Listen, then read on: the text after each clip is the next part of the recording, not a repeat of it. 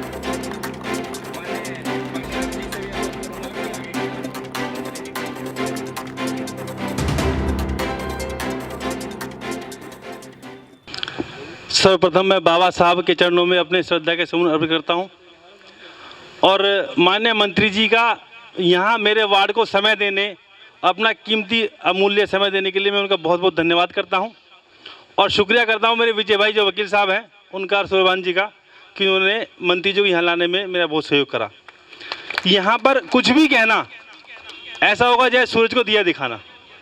आप सभी ने अपना समय मंत्री जी दिया तो मेरी तो औकात नहीं कि मैं समय ले सकूं, तो मेरा समय भी हम आज मंत्री जी सुनने के लिए आए। मेरी बड़ी इच्छा थी कि मैं मिलूं मंत्री जी से, लेकिन मेरा सौभाग्य प्राप्त नहीं हुआ।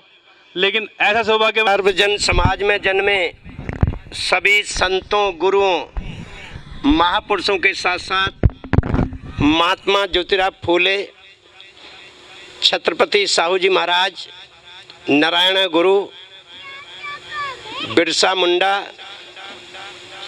संत कबीर साहब, संत रविदास साहब,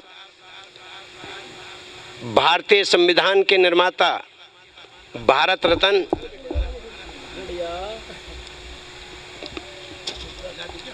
गांधी के जीवनदाता, महिलाओं के मुक्तिदाता, परम पूज्य बाबा साहब डॉक्टर भीमराव अंबेडकर के चित्रों को नमन करते हुए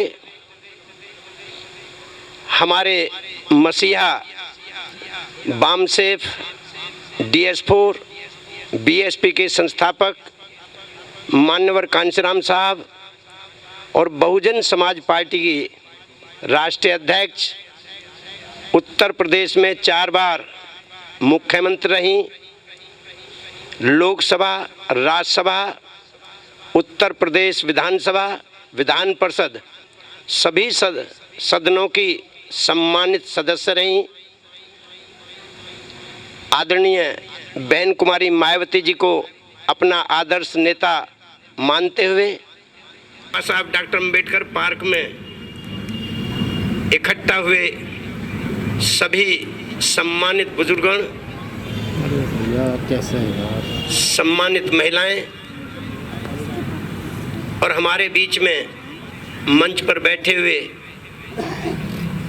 वर्तमान में पार्षद श्रीमती द्रौपदी देवी जी, हमारे पूर्व पार्षद भाई मांगेराम जी, आज की सभा के अध्यक्ष महोदय जिन्होंने कार्यक्रम रखा है, श्री मुकेश कुमार एडवोकेट जी, साथियों, दोस्तों, मुझे अचानक मेरे छोटे भाई विजय कुमार एडवोकेट ने बताया कि हमारे एक दोस्त हैं, साथी हैं, वे आपको घर पर बुलाना चाहते हैं। मैंने कहा मुझे तैयार हूँ, मैं तो चला ही जाता हूँ किसी के भी घर पर। मुझे पता नहीं था कि यहाँ कार्यक्रम भी हो जाएगा, लेकिन फिर भी उन्होंने इस कार्यक्रम का आयोजन किया है, आप लोगों को आमंत्रित किया है। उनको भी और आपको भी सबको धन्यवाद देता हूँ। आप लोगों ने समय निकालकर मेरी बातें सुनना पसंद किया है।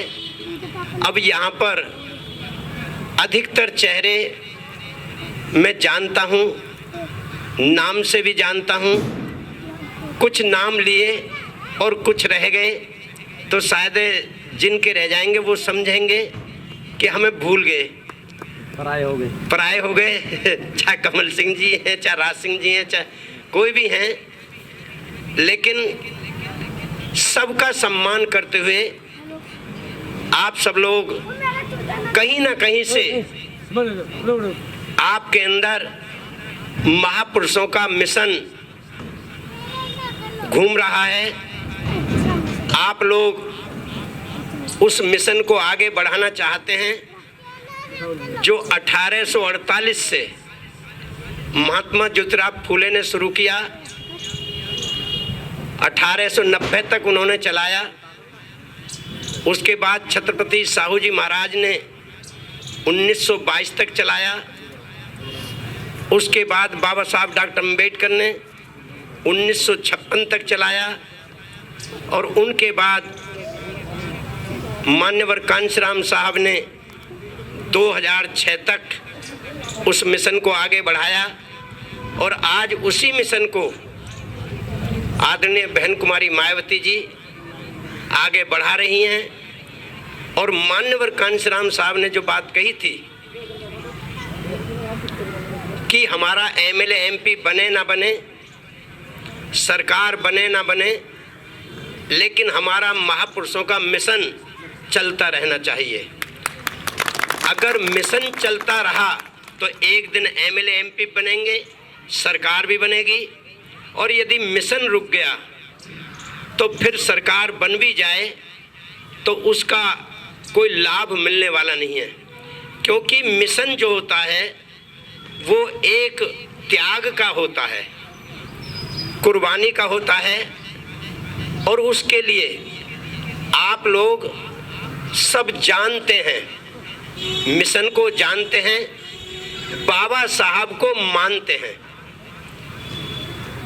बस समस्या यही है कि बाबा साहब को मानते तो हैं पर बाबा साहब को जानते नहीं हैं। और जब तक जानने का काम नहीं करोगे, मानने से काम नहीं चलेगा, क्योंकि माना तो आपने सबको है आज तक, राम को भगवान माना है, कृष्ण को भगवान माना है, सबको मानते चले आए पर उनके बारे में जानते नहीं।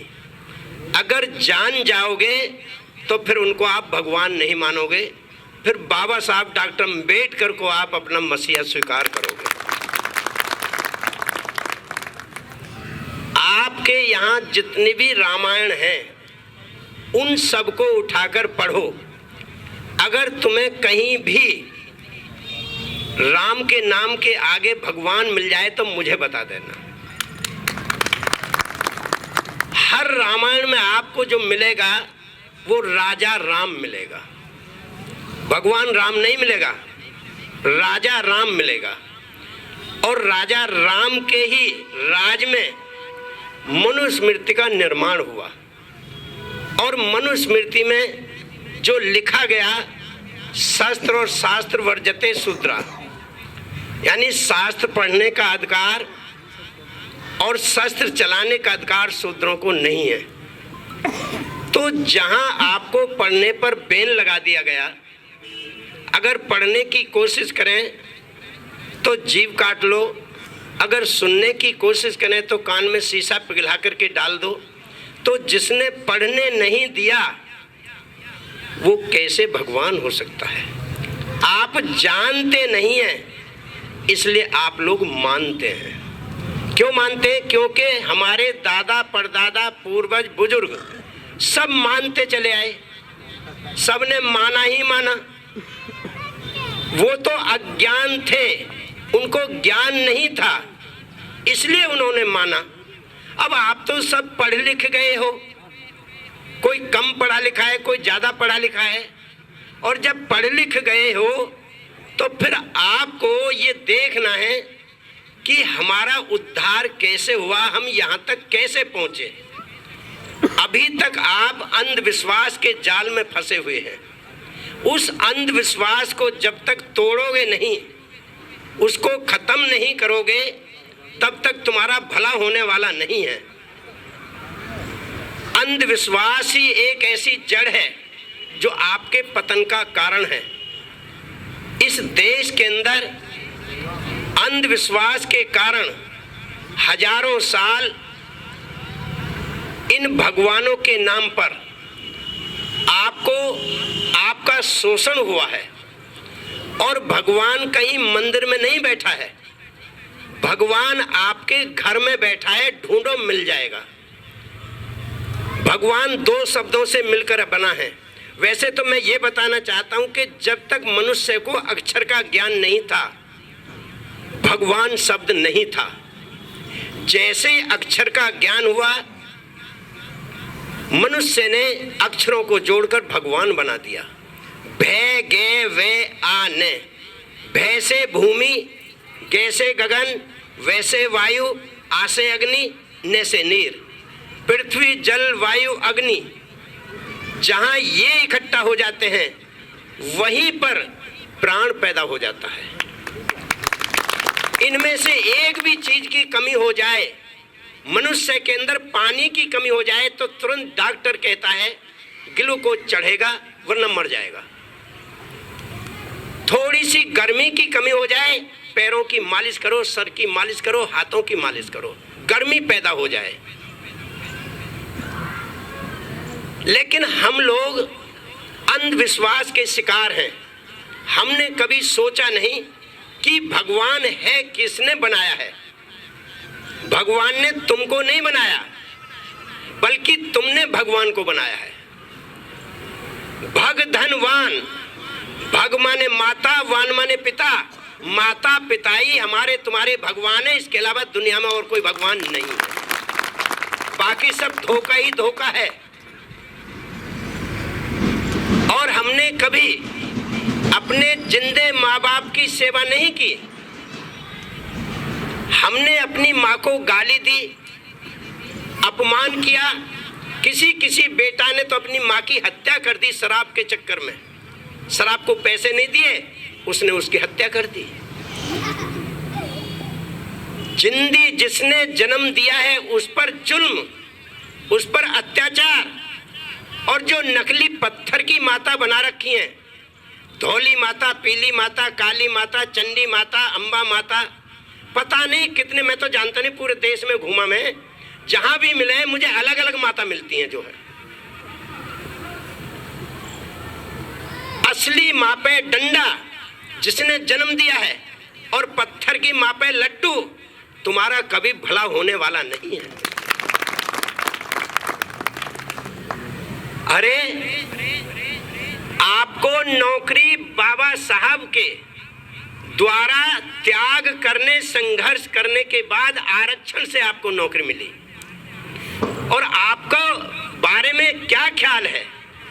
जो मंदिर का पुजारी है वो कहता है मेरे बेटे को नौकरी इसलिए नहीं मिली, इस अंबेडकर की वजह से, इसने जो आरक्षण दिया तो मेरे बेटे की नौकरी नहीं लगी।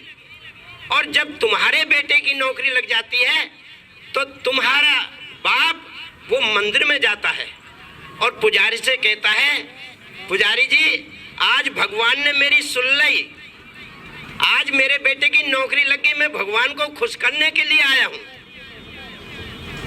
बाबा साहब को भूल जाता है उस समय और वो पत्थर के भगवान को खुश करने में लगा रहता है। जब तक आप लोग सही बात को जानेंगे नहीं और जानकर मानेंगे नहीं, जानते क्या हो? जानते हो बीड़ी पीने से, सिगरेट पीने से खांसी हो जाती है, जानते हो गुटखा खाने से कैंसर हो जाता है, जानते हो शराब पीने से किडनी फेल हो जाती है, जानते हो गांजा, भांग, अफीम, चरस पीने से दिमाग मेंटल हो जाता है। सब जानते हैं, पर मैं तो जानता नहीं। आज हर गांव में, हर मोहल्ले में सुबह से शाम तक सबके मुंह में गुटके, इधर थूकेंगे उधर थूकेंगे, शाम को 6 बजे के बाद दारू पीने के बाद मेहनत करके लाते हैं और उसे वहां बर्बाद कर देते हैं। जब तक सब लोग इन चीजों के बारे में जानते हैं पर मानते नहीं, पीना जरूर, इन बुरी चीजों को छोड़ना पड़ेगा। ये तुम्हें सिखाया गया है, आप लोग इसको इस्तेमाल नहीं करना चाहते, लेकिन तुम्हारे मोहल्लों में जो ये ठेके खोल दिए गए हैं, खूब गुटखा में बैन लगाते हैं। लेकिन मैं ये कहता हूँ पहले इन फैक्ट्रियों पे बैन लगाओ, जब फैक्ट्री बंद हो जाएंगी तो अपने आप गुटखे बंद हो जाएंगे। लेकिन नहीं, वो काम नहीं करेंगे, शराब की दुकान बंद नहीं करेंगे, शराब पीना बंद करना चाहते हैं। अरे जब शराब बिकेगी तो पीने वाले भी आ ही जाएंगे। लेकिन सरकार की जो नीतियां हैं वो तुम्हें गुलाम बनाने की हैं। आज जितना भी चक्कर चल रहा है इस देश में, तुमको गरीब बनाने का चल रहा है।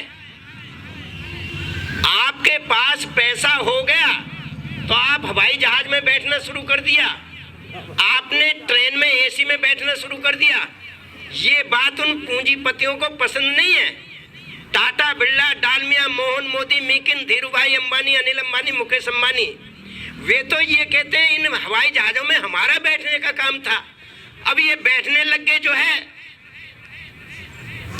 छोटे मोटे लोग भी, तो वो नहीं चाहते कि तुम्हारे पास पैसा जेब में रहे, तुम्हारी जेब से पैसा निकालना चाहते हैं, हर तरीके से तुम्हें गरीब करना चाहते हैं। और यही एक रास्ता है अंधविश्वास का। आज इस देश की, प्रदेश की सरकारें ना तो स्वास्थ्य की बात कर रही, ना शिक्षा की बात कर रही, ना स्कूल की बात कर रही, ना आपका जो है अस्पताल की बात कर रहे हैं। आज काय की बात हो रही है? आज मंदिर बनेगा। मंदिर तो बन रहे हैं, हर गली में है, कोई कोना ऐसा नहीं है। क्या है ये? स्कूल की घंटी बजाने से काम चलेगा, मंदिर की घंटी बजाने से तुम्हारा भला होने वाला नहीं है। इन बच्चों को पढ़ाओ, लेकिन तुम्हारे बच्चों की पढ़ाई फिर रोकी जा रही है।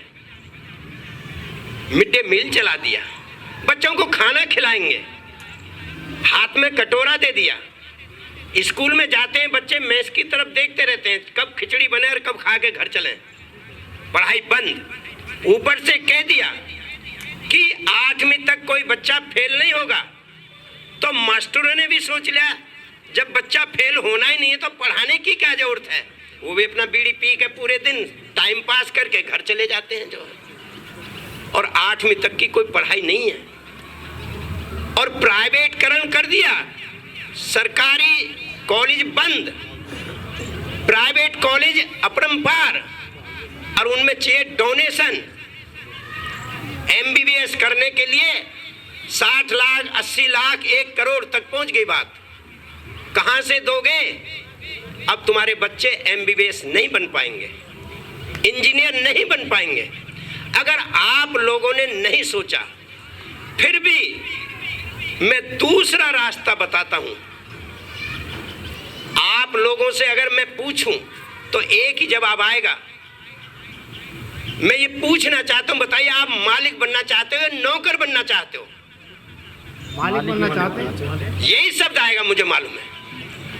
हर आदमी चाहता है मालिक बनना, पर हर माँ बाप अपने बच्चे से कहता है बच्चा मेहनत से पढ़, तुझे ये बनना है वो बनना है, लेकिन कोई माँ बाप ये नहीं कहता कि तुझे मालिक बनना है। मालिक क्यों बनना है? मालिक बनना है इसलिए कि हमेशा मालिक का सम्मान होता है, नौकर का कभी सम्मान नहीं होता। नौकर कितना ही बड़ा बना देना, कलेक्टर बना देना, SP बना देना, जब अनपढ़ मंत्री आता है ना बन के नहीं आ, तो पढ़ा लिखा IPS सर मारता ना मारता। अनपढ़ के सामने अंगूठा टेक के सामने पढ़ा लिखा सलूट मारता है।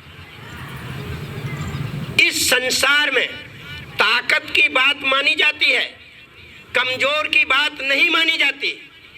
देख लेना किसी भी ऑफिस में जाकर के, ऑफिस में जाएगा आदमी, गरीब आदमी, हाथ जोड़ेगा, पैर छुएगा, गिड़गिड़ाएगा, साहब साहब मेरा जरा ही राशन कार्ड बना दो, चल जा पीछे, कल आना परसों आना। और एक ताकतवर आदमी भले ही बेईमान है, झूठा है, वो सीधा जाता है 10 आदमियों के फर्जी नाम लिख के नहीं आ, हाँ भाई मुझे जल्दी हो रही, जरा ये नाम मेरे राशन कार्ड बना दे फटाफट। जी सर अभी 1 मिनट में बैठो। बेईमान झूठे ताकतवर के 10 फर्जी कार्ड बन जाते हैं, लेकिन ईमानदार गरीब कमजोर का एक सच्चा कार्ड नहीं बनता। क्यों? क्योंकि ये प्रकृति का नियम है, प्रकृति ने बनाया है। और तुलसी ने भी लिख दिया है रामायण में, समरथ को ना दोष गोसाई। जो ताकतवर होता है उसका कभी दोष नहीं होता, वो चाहे 16,000 रानी रख ले, चाहे कुछ और कर ले, उसका कोई दोष नहीं है। दोष किसका है? जो कमजोर होता है वही दोषी कहलाता है। आज भ्रष्टाचार जो करते हैं बड़े बड़े लोग, उनका कुछ नहीं होता, जो छोटा मोटा कर लेता है उसे जेल हो जाती है। क्यों? क्योंकि आप लोग जानते नहीं कि ताकतवर की बात मानी जाती है, कमजोर की बात नहीं मानी जाती। जंगल में देख लेना, शेर ताकतवर होता है, हिरन कमजोर होता है। शेर हिरन को मार खा जाएगा, हिरन कभी शेर को मार के नहीं खा सकता। घर में बिल्ली ताकतवर होती है, चूहा कमजोर होता है। बिल्ली चूहे को मार खा जाएगी, चूहा कभी बिल्ली को मार के नहीं खा सकता। ठीक इसी प्रकार इस देश में जितने भी गरीब कमजोर लोग हैं, मजदूर हैं, किसान हैं, वो रात दिन खेतों में मेहनत करके पैदावार करते हैं, लेकिन उनके लिए 2 टाइम का भोजन प्रोटीन वाला सही समय पर नसीब नहीं होता। लेकिन जो लोग कुछ भी नहीं करते, ताकतवर लोग AC के महलों में बैठे हैं, बिना कमाए करोड़ों इधर से उधर हो जाते हैं, वो मौज मस्ती का जीवन जीते हैं। कमजोर जो 24 घंटे मेहनत करता, पसीना बहाता है, ईमानदार है, भगवान को भी खूब याद करता है, देवी देवताओं को भी खूब खुश करने का प्रयास करता है, लेकिन कोई भगवान उसकी सुनता नहीं। ताकतवर की ही सुनता है भगवान भी। क्यों? क्योंकि प्रकृति का नियम है। ट्रेन में 2 डिब्बे पीछे जनरल के, 2 डिब्बे आगे जनरल के। बीच में सारे रिजर्वेशन के, पीछे से एक्सीडेंट हो तो गरीब मरे, आगे से एक्सीडेंट हो तो गरीब मरे, बीच में सेफ है रिजर्वेशन वाले, पैसे वाले लोग जो है। तो आप कहोगे क्या हम हमेशा गरीब रहेंगे, हमेशा कमजोर रहेंगे, क्या हमेशा हमारा शोषण होगा? नहीं। अगर ये गरीब गरीब कमजोर कमजोर लोग बाबा साहब को जान जाएं और जानकर मान जाएं तो इनकी गरीबी भी दूर हो जाएगी और इनकी कमजोरी भी दूर हो जाएगी। लेकिन मानते हैं बाबा साहब को, काम करते हैं गांधी जी का। बड़ा उल्टा है। बाबा साहब को अगर मानते हो तो बाबा साहब को जानो।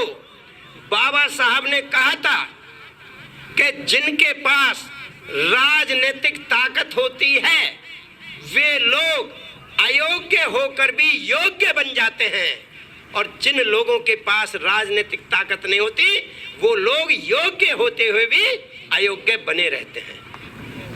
राजनीतिक ताकत जिनके पास होती है वो योग्य बन जाते हैं। 1 मिनट में देर नहीं लगती, बिना पढ़े लिखे। एक अनपढ़ आदमी डीएम का मुंह बंद कर देता है, हाँ भाई रहना नहीं रहना कल को। जिसकी सत्ता होती है कल को ट्रांसफर हो जाएगा, वरना ये काम कर फटाफट, जी सर अभी हो जाएगा। तो वो योग्य बन गए, अयोग्य होकर भी योग्य बन गए। और जिनके पास राजनीतिक सत्ता नहीं होती वो लोग योग्य होते हुए भी अयोग्य रह जाते हैं जो है। इसलिए आज आपको इस ताकत के बारे में समझना पड़ेगा, आपको ताकतवर बनना पड़ेगा। और ताकत खेत में नहीं है, ताकत नौकरी में नहीं है, ताकत बिजनेस में नहीं है। 1 मिनट में बिजनेस साफ हो जाती है, 1 मिनट में आईएएस सस्पेंड टर्मिनेट हो जाता है, 1 मिनट में आईपीएस घर बैठ जाता है। फिर ताकत है कहां? ताकत का एक ही स्थान है, उसका नाम है राजनीति। राज करने की नीति को राजनीति कहते हैं। जो राजनीति करता है वो नेता कहलाता है, और नेता ही आज इस देश का राजा बनता है। और राजा पर कभी जुल्म नहीं होता, हमेशा उसके आदेश का पालन होता है। आपको राजा बनना पड़ेगा, एक एक आदमी को, एक एक महिला को, सबको राजा बनना पड़ेगा। आप कहोगे साहब हम कैसे राजा बन जाएंगे? राजा तो राजा का बेटा ही बन सकता है। ये बात तुम्हारी 70 साल पहले सही थी, आज सही नहीं है। 70 साल पहले इस देश में राजा वही बनता था जो रानी के पेट से जन्म लेता था। राजा का बेटा राजा, राजा का बेटा राजा, वंश दर वंश। चाहे अंधा हो धृतराष्ट्र की तरह, लंगड़ा हो पृथ्वीराज की तरह, नाबालिग हो उदय सिंह की तरह, चाहे बाबर का बेटा हुमायूं हो, चाहे हुमायूं का बेटा अकबर हो, चाहे अकबर का बेटा जहांगीर हो, चाहे नालायक हो, पर राज मुकुट तो उसी के सिर पर रखा जाता था कि ये ही राजा बनेगा। लेकिन 26 जनवरी सन 1950 को बाबा साहब डॉक्टर भीमराव अंबेडकर ने इस देश का संविधान बनाकर रानी के पेट का ऑपरेशन कर दिया। बाबा साहब ने कहा अब राजा रानी के पेट से पैदा नहीं होगा, अब राजा बैलेट बॉक्स के पेट से पैदा होगा। जिस डिब्बे में तुम्हारा वोट पड़ेगा उसमें से राजा पैदा होगा। और इसके लिए बाबा साहब ने लोकतंत्र की स्थापना की। लोकतंत्र की क्या है? लोकतंत्र क्या है? By the people, of the people, for the people. जनता के द्वारा, जनता का राज, जनता के लिए। बीच में ना कोई भगवान आएगा, ना कोई पत्थर का देवी देवता आएगा, ना कोई और आएगा। ये जनता ही मालिक होगी, जनता ही बनाएगी, जनता के लिए बनेगा। सबके पास one man one vote one value. चाहे पढ़ा लिखा है चाहे अनपढ़ है, जमीन वाला चाहे बेजमीन वाला है, हिंदू है चाहे मुसलमान है, महिला है चाहे पुरुष है, रानी है चाहे मेहतरानी है, बाबा साहब ने सबको एक वोट का अधिकार, बराबरी का अधिकार दिया। और एक वोट की गिनती एक, चाहे पीएम डाले चाहे सीएम डाले, चाहे चपरासी डाले चाहे क्लर्क डाले, सबके एक वोट की गिनती एक होगी और जिसका ज्यादा वोट उसका राजा। अब आप बताइए वोट किसका ज्यादा है? गरीब ही गरीब भरे पड़े हैं सारे देश के अंदर, हर प्रदेश में, हर जिले में, हर मोहल्ले में, हर कस्बे में गरीबों की ही संख्या ज्यादा है, लेकिन आज तक ये गरीबों का राजा नहीं बना। क्यों नहीं बना? क्योंकि बाबा साहब डॉक्टर अंबेडकर ने जो बात 25 नवंबर 1949 को संविधान सभा में अंतिम बहस का जवाब देते हुए कही थी, क्या कहा था? बाबा साहब ने कहा था कि 26 जनवरी सन 1950 को जब इस देश का स्वतंत्र संविधान लागू होगा, उस दिन इस देश के नागरिक दोहरे विषम भरे माहौल में जीवन जिएंगे। एक तरफ राजनीति में बराबर का अधिकार होगा, समानता होगी, one man one vote, one vote one value, सबको बराबरी का अधिकार होगा। लेकिन दूसरी तरफ आर्थिक और सामाजिक क्षेत्र में लोग गैर बराबरी का जीवन जी रहे होंगे। जब तक इस देश की स्वतंत्र सरकार इस देश की आर्थिक सामाजिक क्षेत्र की गैर बराबरी को बराबरी में परिवर्तित नहीं करती, तब तक इस देश की आजादी का कोई मतलब नहीं होगा। और संविधान चाहे कितना ही अच्छा क्यों ना हो, अगर उसको लागू करने वालों की नीयत खराब है, नीयत में खोट है, तो वो संविधान अच्छा साबित नहीं होगा। और यदि संविधान कितना ही बुरा क्यों ना हो, अगर उसको लागू करने वालों की नीयत साफ है, तो वो संविधान अच्छा साबित होगा। और आज देश को आजाद हुए 70 साल से ज्यादा हो गए, लेकिन इस देश के शासकों की, इस देश के राजाओं की, इस देश के पीएम की नीयत कभी अच्छी नहीं रही।